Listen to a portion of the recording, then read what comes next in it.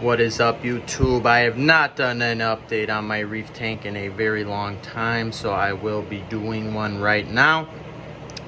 For the purpose of this video, I turned off all the pumps and filter just so you can see the corals and anemones a little bit better. I'll be going over my setup briefly. So on this tank, I run a Marineland canister filter. It's hard to see. If you have any questions about it, I can tell you the exact name, but I don't remember it right now. I do have the box. And I also have a gigantic 18-watt UV sterilizer. You can see it right there. It is like bigger than a football. I've got a heater in the tank and the sump. I've got a Sun power head right there. There's where the water comes out. Here's where it goes in. I've got a sump. I'll be talking about that in a second. And the light is a Will's aquarium light. I believe it is 65 watts. Right now I've just got the blues and purples on. Got that on Amazon and mounted it to a Kessel rod. I have a Kessel light on the sump. All right, here's my tank.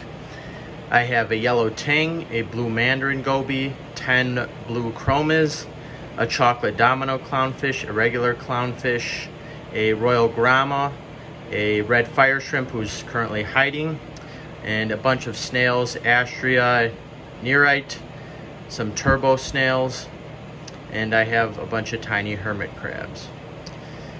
As far as corals and anemones, there's so many. If you have any questions about any of them, just describe them.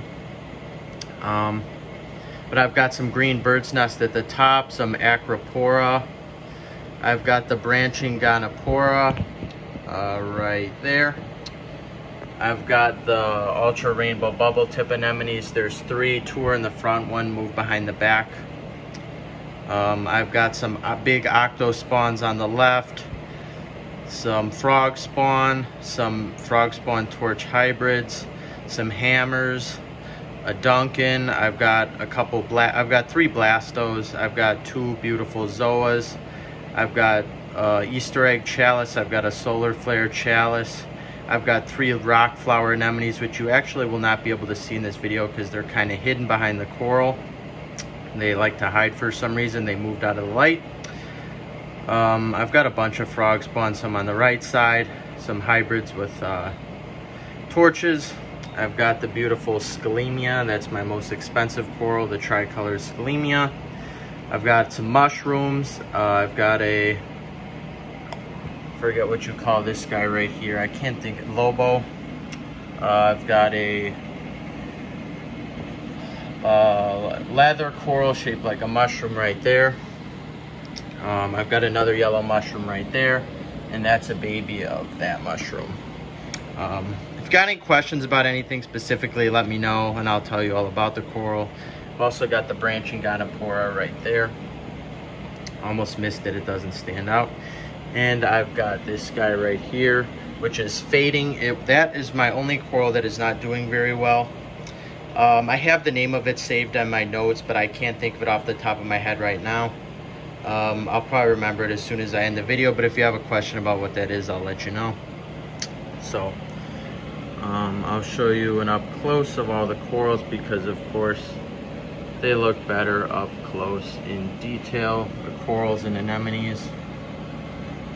If you've got any questions too about what I dose, like temperature, salinity, anything like that, here to help. Salinity is about 1.025 all the time. Temp is about 77, 78. I've got that on a control panel. So yeah, I'll be showing the sump too. There's a little fuzzy acro. That was a cheap acro, but it's doing very well. Doing better than some of my expensive acros that I actually killed while I was busy. I don't think they're getting the right lighting. Some of those expensive acros can change colors and be very touchy. So, gotta be careful with those. I'll show a bird's eye point of view. Let's see up here. The tank looks really good from the top.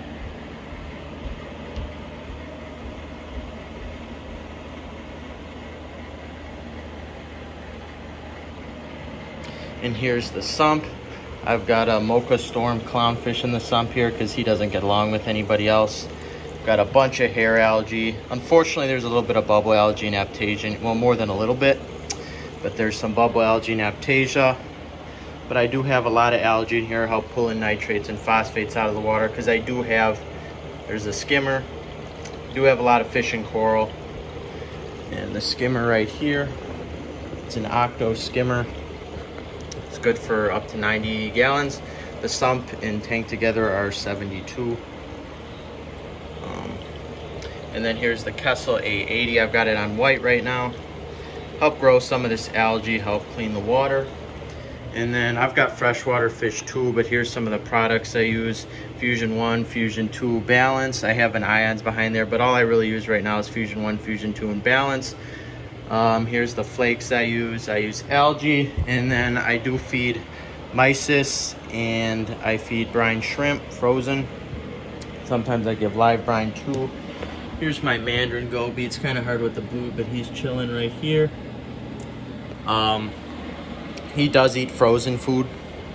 So fortunately, I do dose copepods. I've actually got a really good population going.